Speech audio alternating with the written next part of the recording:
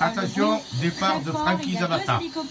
Qui tournent autour de nous, ce sont les deux l'homme volant 2019. Ça y est, il part. Mais j'espère qu'il va réussir. Bonne chance. Effectivement, il est parti, on retiendra ce moment. Incroyable. Viva Zapata.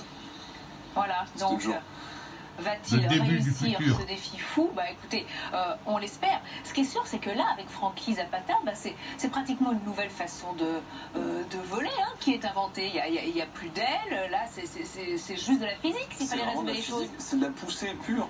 Moi je peux pas m'empêcher de sourire quand je vois ça parce que c'est une innovation.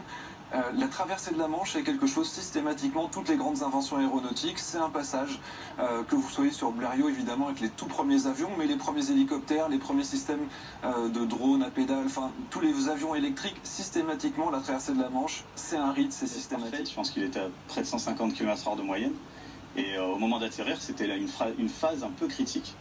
La mer pourtant n'était pas trop démontée, mais il y avait suffisamment de vagues pour faire bouger le bateau, pour faire tanguer le bateau. Et la plateforme, elle n'est pas au niveau du bateau, elle est pas au niveau de la coque, elle est 2 mètres au-dessus. Donc ça prend énormément de ballons, énormément de tangage. Et au moment de se poser, la plateforme a dû se décaler et taper le flyboard derrière. Donc forcément, avec la puissance qu'il y a sous les pieds, si vous tapez un tout petit peu, il est dévié instantanément. Et il a fini alors. It was coming to the boat. Oh, il est tombé à l'eau. Tout ça au ravitaillement.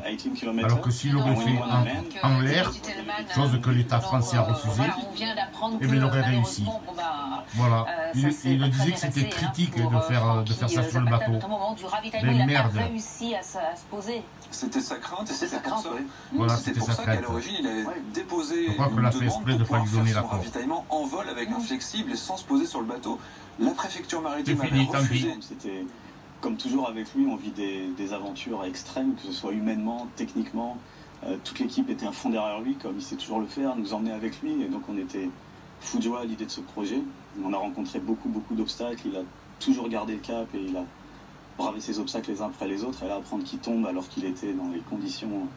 Il avait tout mis en conditions optimum. Il avait rejoint son ravitaillement. Et ça a dû jouer à quelques centimètres, cette maudite plateforme qui vient, en se balançant sur le bateau, qui vient toucher le flyboard et qui le déséquilibre pour le faire tomber à l'eau. On l'a vu réussir cette manœuvre mais des dizaines de fois dans des mers bien plus démontées, avec des plateformes qui bougeaient beaucoup.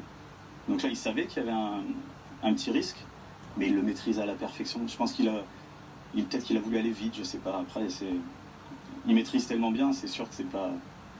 Voilà, là c'est un peu fatal, quoi. On ne peut pas y faire grand chose. Qu'est-ce qui s'est passé précisément? En fait, il a essayé d'atterrir et le vent a fait que peut-être ça l'a déstabilisé, il n'a pas bien touché la plateforme. Il est tombé à l'eau, c'est les vagues. En revanche, la préfecture maritime de la Manche avait donné un avis défavorable pour ce ravitaillement dans les eaux territoriales françaises. Résultat, jusqu'à il y a une semaine, il ne savait pas si techniquement il était possible d'opérer un seul ravitaillement. Forcément, dans les eaux territoriales britanniques, il a dû tout revoir son matériel. Son sac à dos, par exemple, qui devait transporter seulement une vingtaine de litres de kérosène, a dû être revu en à peine une semaine pour pouvoir transporter 45 litres pour effectuer la première moitié de ce trajet. Et puis finalement, il y a une semaine, il l'a réussi. Ils ont fait des tests.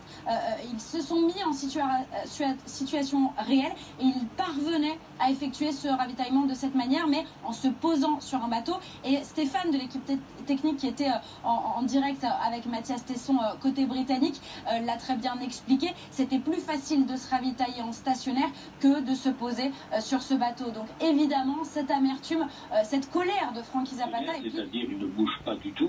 Et puis là, on peut lui passer via une perche ou quelque chose, on peut lui passer un tuyau qui lui permet de faire... Mais oui, il aurait fait le ravitaillement en l'air à 3 mètres de l'eau, un stationnaire qu'on appelle « il ne serait pas tombé ». Il aurait réussi. Mais messieurs, le gouvernement a refusé. Donc il a fallu qu'il se pose sur le bateau, il a heurté le bateau parce que la mer bougeait trop et il est tombé à l'eau. Voilà.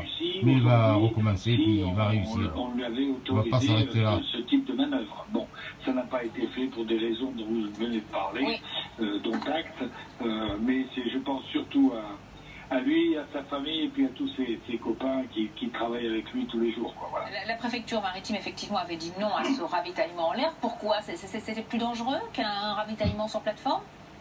Je ne sais pas pour quelle raison ils ont c'est une question il y a dès qu'on beaucoup se de pose. réglementations en France. Peut-être qu'ils gênent avec sa nouvelle... pas la même vision des choses comme...